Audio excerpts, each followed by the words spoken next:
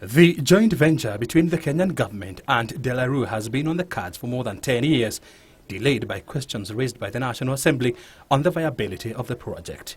However, early this year, the Cabinet gave the National Treasury the go-ahead to acquire a 40% stake in the currency printing firm after the contract was renegotiated.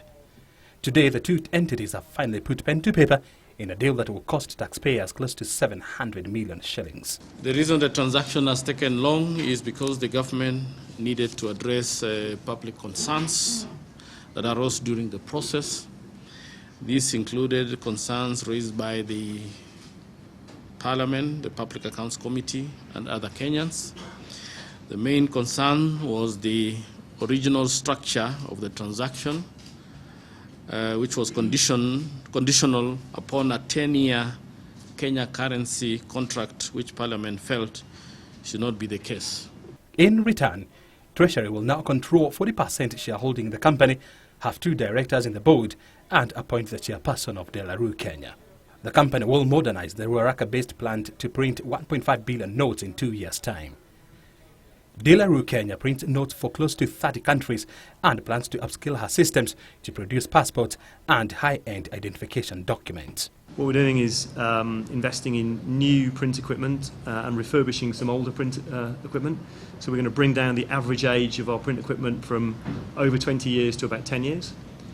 So the facility here in Kenya will benefit from some of that investment, and we'll have much modernised, leading-edge, modern-day print equipment. National Treasury Cabinet Secretary Henry Rotich says the joint venture process was above board. The issues that were raised by the committee has been fully addressed. I think the fundamental one was the issue of the long-term contract, which was going to pin the central bank to print the currency in De La Rue. That has been removed completely. That was there in the earlier documents that were that Parliament had seen it, and that was a major concern that was not in line with our procurement law. The Ruaraka-based facility will now become one of the 3 manufacturing centers of excellence for banknotes and security printing, identified as part of the group's recent footprint review. These centers of excellence will share up to 15 billion shillings of investment over the next 2 years.